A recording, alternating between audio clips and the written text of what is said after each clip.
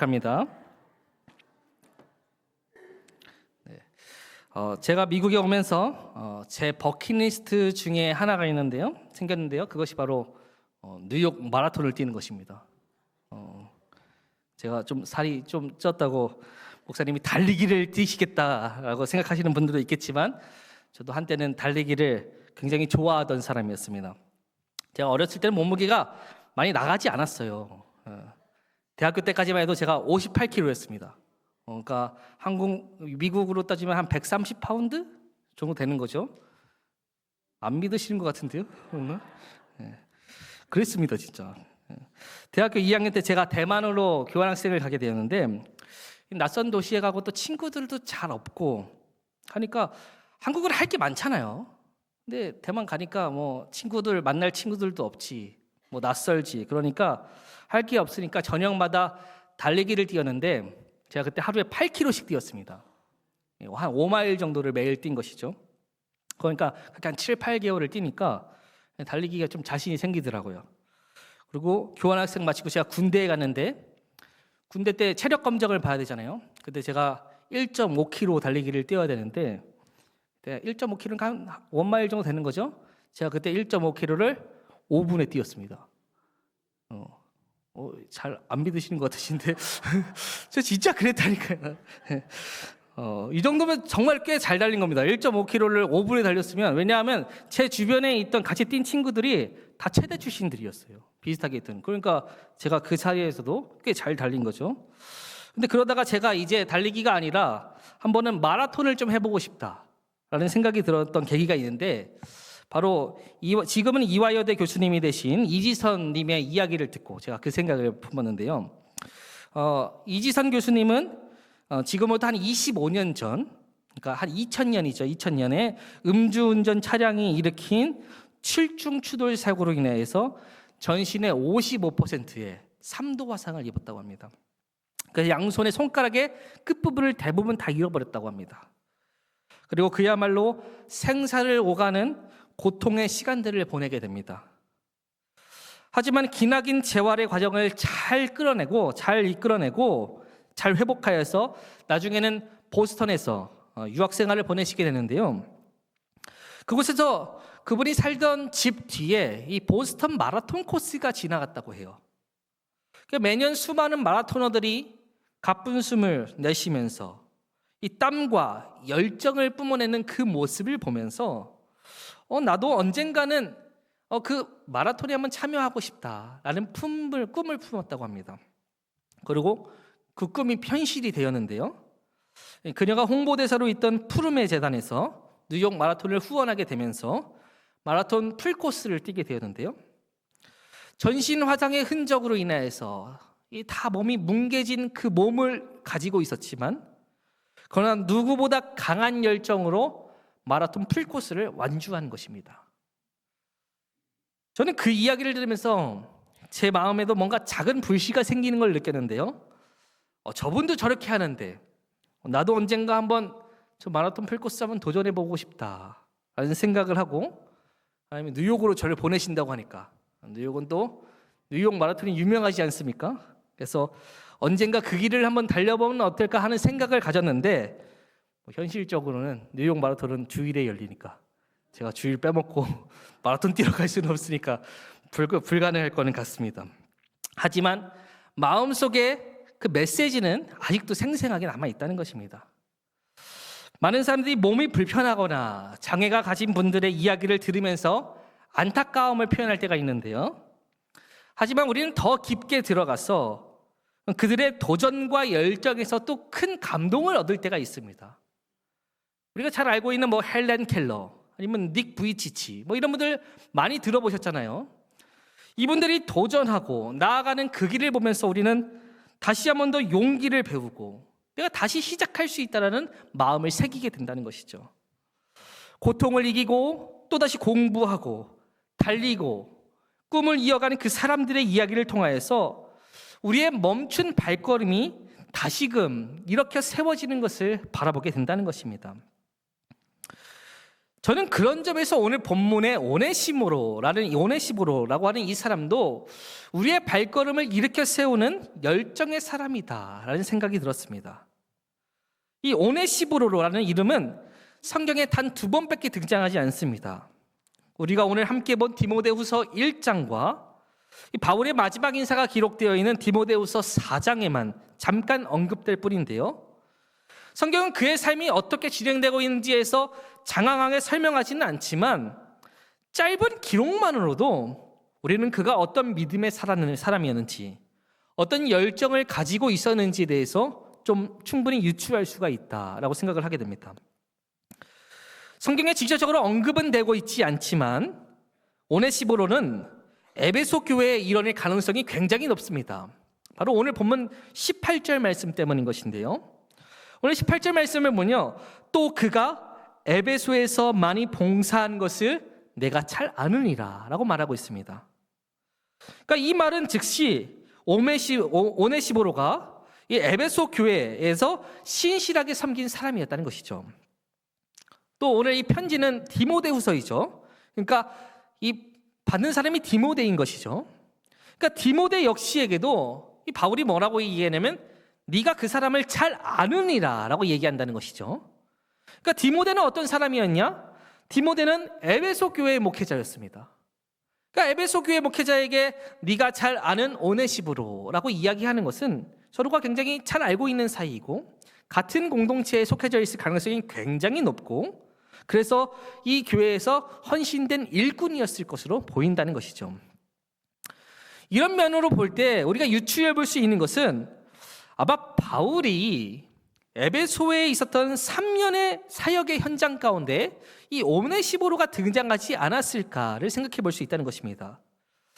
사도행전 19장의 말씀을 보면요, 바울이 에베소에서 약 3년간 머물면서 복음을 전하는 자리가 등장을 하게 되는데요, 이 에베소라고 하는 도시는 어떤 도시였냐? 도시 전체가 우상 숭배로 가득 채워져 있던 도시였죠.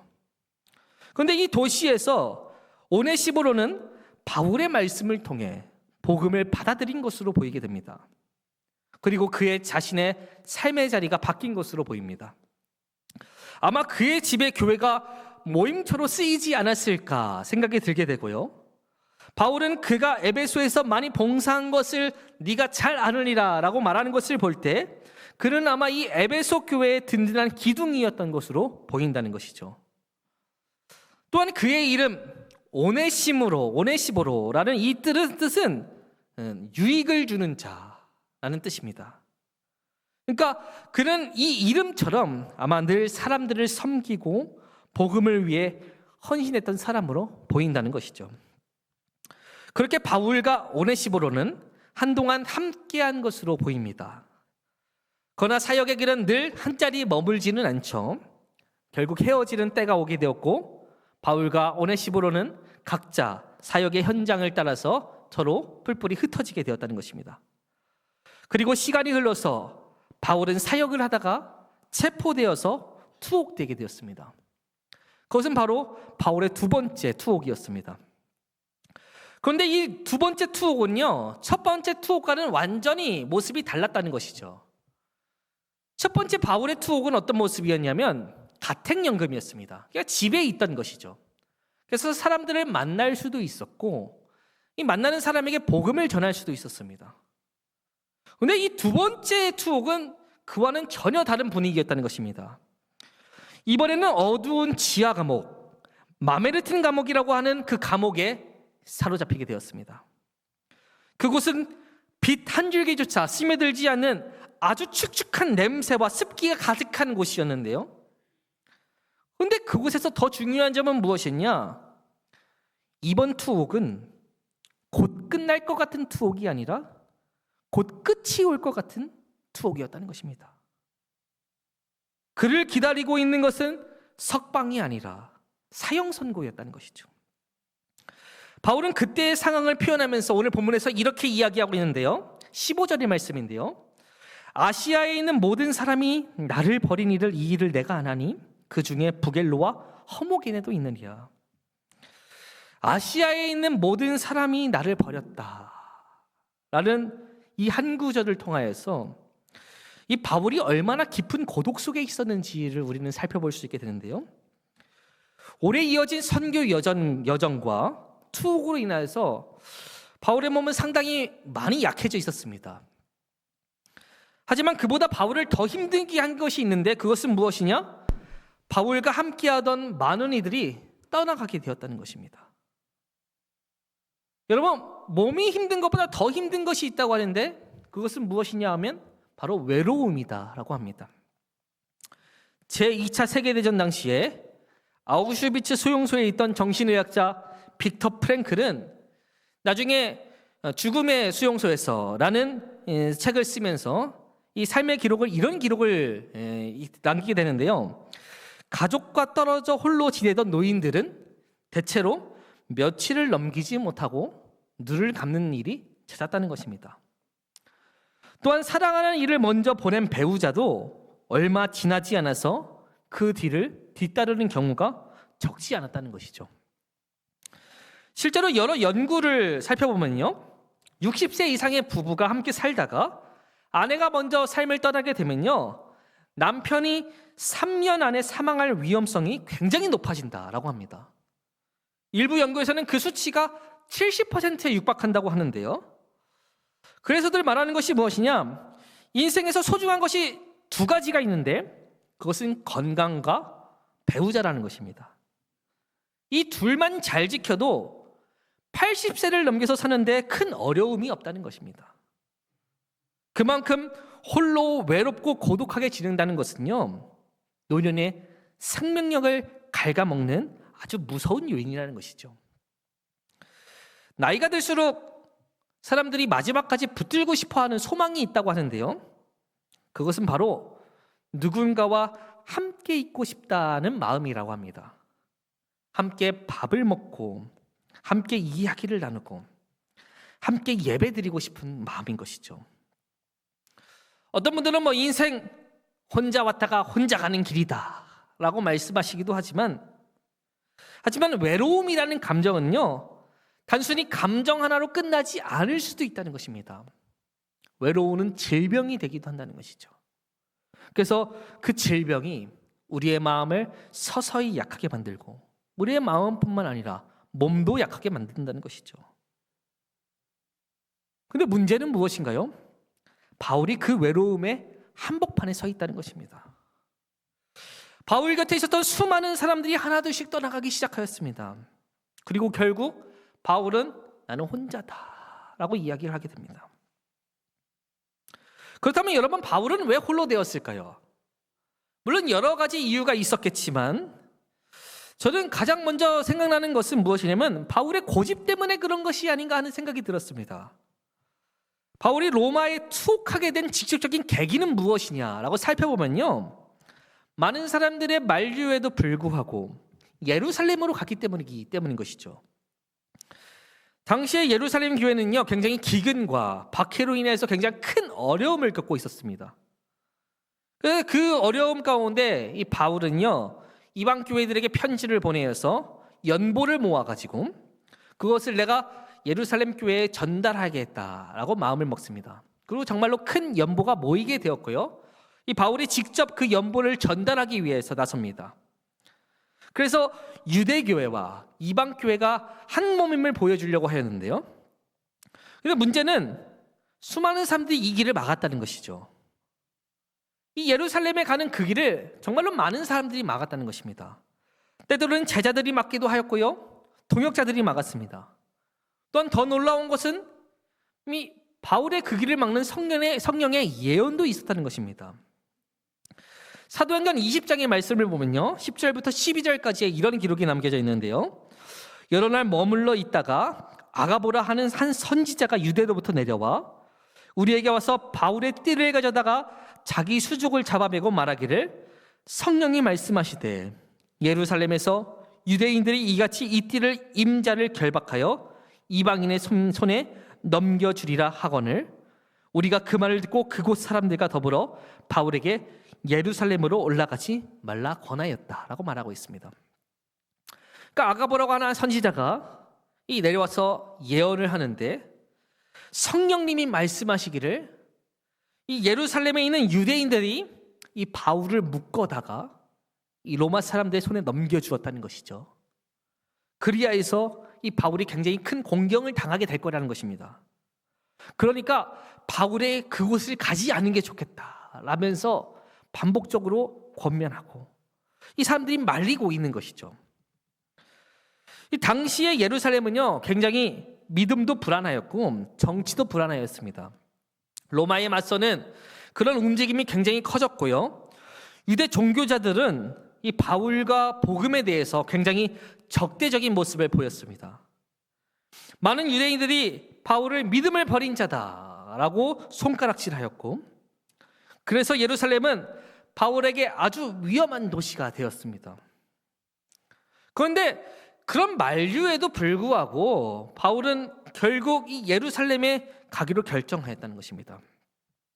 그리고 문제가 곧 일어나는데 예루살렘에 도착하고 머지않아서 성전에서 소동이 나게 되고 작은 오해가 퍼지게 되었고 소란이 더 커져서 바울은 곧 체포되게 된 것입니다.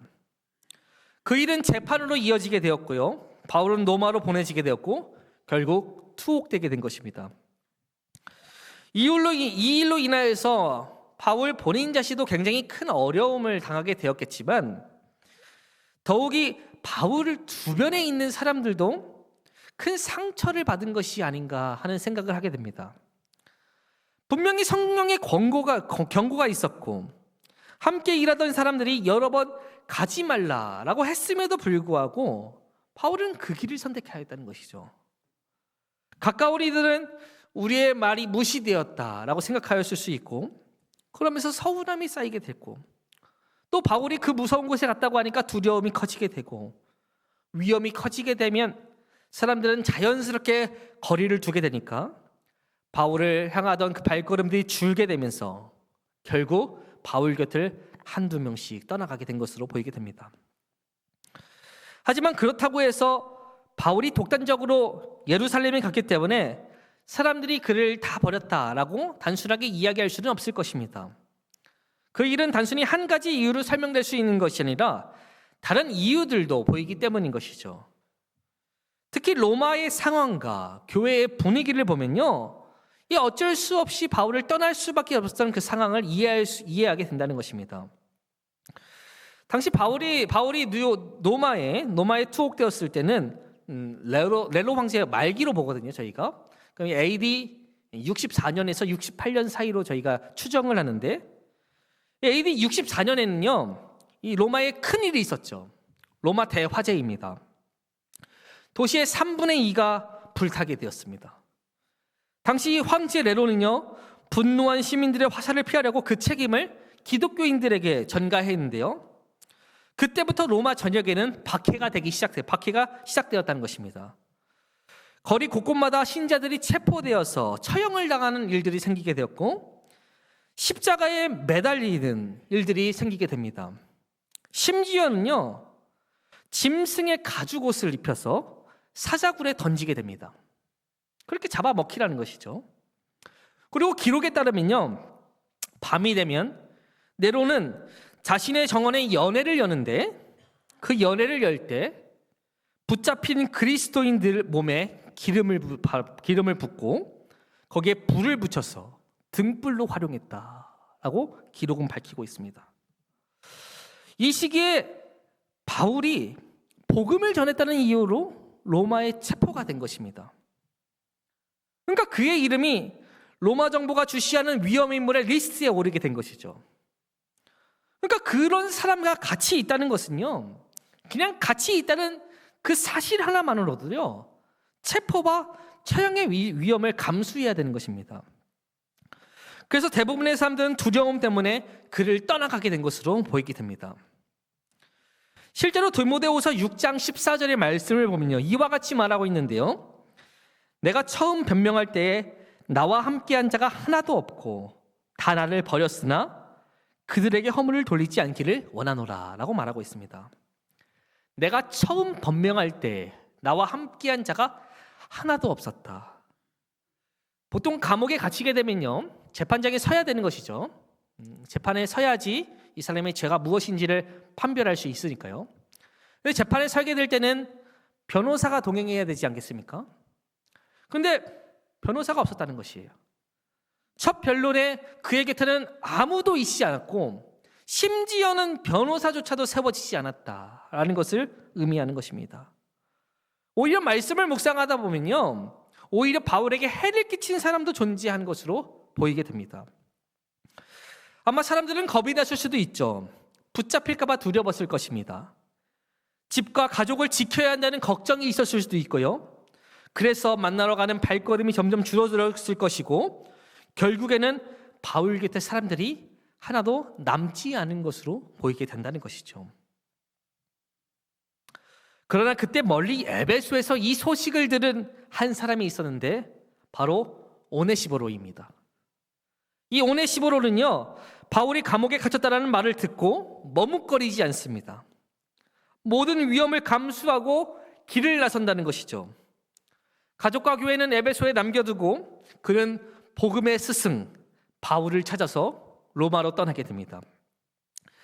당시 에베소에서 로마까지의 거리는요 1300km 정도였다고 합니다. 아주 먼 길이죠.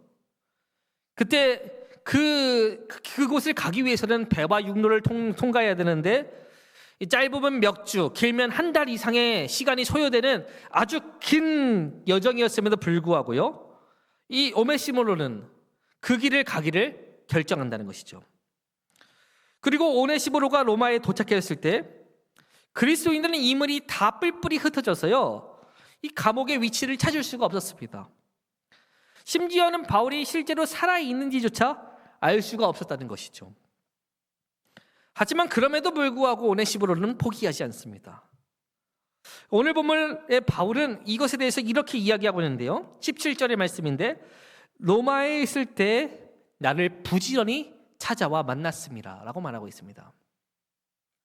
여기에 부지런히라는 이 말이 상당히 뜻이 담겨져 있는 것처럼 보이게 되는데요, 열심히, 정말로 끈질기게, 하지만 또 위험을 감수하고, 오네시모로는 거리를 헤매면서 수소문하면서 바울을 찾았다는 것이죠. 바울이라는 유대인 죄수를 보셨습니까? 라고 하면서 수많은 사람들에게 물어봤을 것이고, 하지만 그 많은 자리에서 문전박대를 당했을 수도 있습니다. 때때로는 로마 병정에게 의심을 받았을 수도 있습니다. 그러나 그는 멈추지 않았다는 것입니다. 그리고 마침내 어둡고 눅눅한 감옥의 그늘에서 쇠사슬에 묶인 바울을 찾아내었다는 것이죠. 그렇다면 여러분, 오네시모로는 왜 이렇게까지 바울을 만나고자 하였을까요? 성경은 그 이유에 대해서 길게 설명하지는 않지만 디모데후서의 흐름을 보면요, 우리는 그 내용을 짐작할 수가 있습니다. 바로 무엇보다도 오네시모로에게는 바울에게 받은 은혜가 있었기 때문인 것입니다. 바울은 이것에 대해서 이렇게 기록하는데요, 16절의 말씀인데요, 원하건대 주께서 오네시모로의 집에 긍휼을 베푸시옵소서. 그가 나를 자주 격려해주고 내가 사슬에 매인 것을 부끄러워하지 아니하였나이다 라고 말하고 있습니다. 그가 나를 자주 격려하고 내 사슬을 부끄러워하지 아니하였다라는 말은 오네시모로가 바울을 그냥 동정한 사람이다라는 의미가 아니라 오래된 감사와 그에 대한 확실한 사랑이 있었음을 보여주는 것이라는 것이죠. 아마 오네시모로는 과거를 떠올린 것으로 보입니다. 바울의 가르침이 어떠해야 했는지, 그가 기도해주던 사랑의 손길이 무엇이었는지, 그가 눈물로 건네던 위로가 어떤 위로였는지, 그리고 시험이 왔을 때 그가 전하여주던 그런 성경의 말씀들, 그때의 은혜가 오네시모로의 가슴을 다시 뜨겁게 하였다는 것이죠. 그리고 더욱이 오네시모로는 복음의 양심을 따라 살았다는 것입니다. 많은 사람들이 뒤로 물러설 때 오네시모로는 부끄러워하지 않는 믿음을 선택하였고, 그리하여서 바울을 찾아서 나섰다는 것이죠. 사람들의 시선보다 진리의 기준을 따랐고 자신의 안위보다 사랑의 빛을 택한 것입니다. 그 뿌리에는 그리스도를 향한 사랑이 있었던 것으로 보입니다. 예수님은 우리 죄를 위하여서 십자가에 못 박히셨죠. 죄의 삭은 사망입니다. 죄의 값은 분명히 죽음이지만 주님이 우리 대신 때문에 형벌을 받으셨기 때문에 우리는 은혜로 값없이 의롭다함을 받게 되었죠. 오네시모로는 그 사랑을 믿었다는 것입니다. 내가 옥에 갇혔을 때에 너희가 찾아왔고 지극히 작은 자 하나에게 한 것이 나에게 한 것이다 라는 주님의 말씀을 떠올리면서 오네시모로는 바울 안에서 쇠사슬에 매인 바울을 바라보면서 그 안에 있는 그리스도를 바라보게 된 것이죠. 그리고 복음을 위해 갇힌 이를 돌보는 일이 곧 주님을 섬기는 일이다 라는 것을 깨달았습니다. 그리하여서 오네시모로는 머뭇거리지 않았다는 것입니다. 위험을 알면서도 찾아갔고 그의 양심은 복음 앞에 정직하였고 그의 사랑은 두려움보다 컸다는 것이죠. 그리고 그 오네시모로의 그 행동은요, 바울의 외로움 속에 빛이 되었다는 것입니다. 바울이 오네시모로와 만난 이후에요, 글을 쓰게 되는데 그 글이 무엇이냐면 바로 오늘 우리가 읽고 있는 디모데후서입니다. 이 디모데후서는요, 놀랍도록 아름다운 바울의 소망이 담겨져 있는데요, 디모데후서 4장 7절의 말씀입니다. 나는 선한 싸움을 싸우고 나의 달려갈 길을 마치고 믿음을 지켰으니 이제 후로는 나를 위하여 의의 면류관이 예비되었으므로 주 곧 의로우신 제파장이 그날에 내게 주실 것이며 내게만 아니라 주의 나타나심을 사모하는 모든 자에게 도니라. 우리는 이 말씀을 보면서 상당히 많은 위로를 받지 않습니까? 그런데 그 위로의 중심에 오네시모로의 찾아옴이 있었다는 것이죠. 그렇기 때문에 바울은 오네시모로를 위해서 이렇게 기도하는데요, 오네시모로의 집에 긍휼을 베푸시옵소서. 그의 가족과 그의 모든 자리가 하나님의 은혜로 보호받기를 원하나이다 라고 기도하게 됩니다. 그리고 그 헌신이 바울의 마지막 사명을 붙들어 주었다는 것이죠. 오네시모로의 사랑이 헌신으로 인하여서 바울은 마지막 사명을 완수하게 되게 됩니다. 믿음을 향한 바울의 그 불꽃은 잠시 꺼진 것처럼 보였지만 오네시모로의 그 손길을 통하여서 다시금 타오르게 되었고, 그리고 그 불길은 어떻게 되었나요? 디모데후서를 통하여서 디모데에게 옮겨 붙게 되었고, 그것이 초대교회를 살리게 되었고, 결국 우리에게까지 이어지게 되었다는 것입니다. 여러분, 무엇이 오네시모로를 그 열정의 자리로 붙들었을까요? 그 중심에는 분명히 복음을 향한 바울의 열정이 있었습니다. 바울이 없었다고 한다면요, 오네시모로라고 하는 이름도 우리 앞에 등장하지 않았을 것입니다. 그렇다면 바울은 왜 그렇게 뜨거웠나요? 물론 예수님 때문에 뜨거웠겠지만 그 앞에는 스데반의 열정이 있었습니다. 사도행전 7장을 보면요, 스데반은 하나님의 말씀을 담대히 선포합니다. 그는 단순히 말 잘하는 설교자가 아니라 그의 입술에는 성령의 불이 있었고 그의 마음에는 복음의 확신이 있었습니다. 사람들이 그를 아무리 비난하고 거짓으로 몰아붙여도 스데반은 좀처럼 물어설지 않습니다. 그는 자신을 지키는 것보다 예수 그리스도를 높이는 일에 마음을 늘 두었습니다.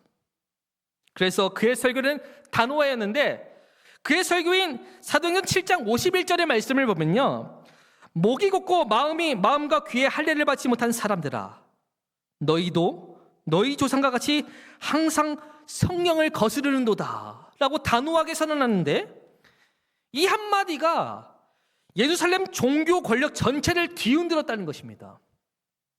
결국 스데반에게 사람들은 돌을 던지려고 하죠. 그리고 그 중심에는 사울이 있었습니다. 사울이 자신의 겉옷을 벗어다가 스데반에게 돌 던질 것을 찬성하자 모든 사람들이 스데반에게 돌을 던지기 시작하였다는 것이죠. 그리고 스데반은 돌에 맞아 죽어가면서 마지막 기도를 올려드리는데, 주여 이 죄를 그들에게 돌리지 마옵소서.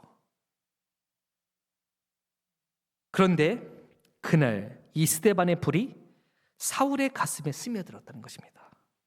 그리고 사울은 바울이 되었습니다. 그리고 이 바울의 불이 오네시모로에게 옮겨 붙었습니다. 그리고 그 불이 디모데에게, 그리고 그 불이 초대교회에 옮겨 붙었다는 것이죠. 여러분, 모닥불을 피워본 적이 있으신가요? 캠프에 가면 캠프파이어를 한다고 예전에 이렇게 불을 피우던 기억들이 있는데요. 불을 잘 피우려고 불을 처음에는 막 키워보는데 불이 잘 커지는 것 같다가도 금방 또 꺼지고 또 꺼지고 또 꺼집니다. 불에는 구조가 있다고 하는데요. 이 아래에는 잘게 찢은 종이와 마른 가지들을 두어야 된다는 것이죠. 우리는 그것을 불쏘시개라고 하죠. 그리고 그 위에는 연필굵기에 좀 가느다란 나무 가지들을 두어서 불이 옮겨 붙게 하고요. 그것이 마지막으로는 팔뚝 굵기의 큰 장작에 옮겨 붙게 한다는 것이죠.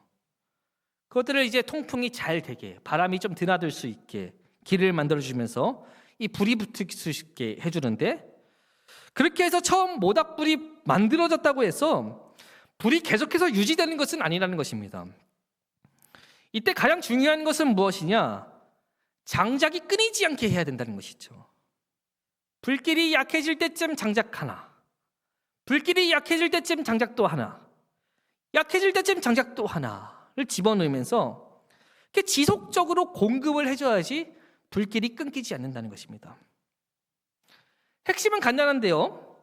불은 태울 것이 공급되어지면 절대로 꺼지지 않는다는 것입니다.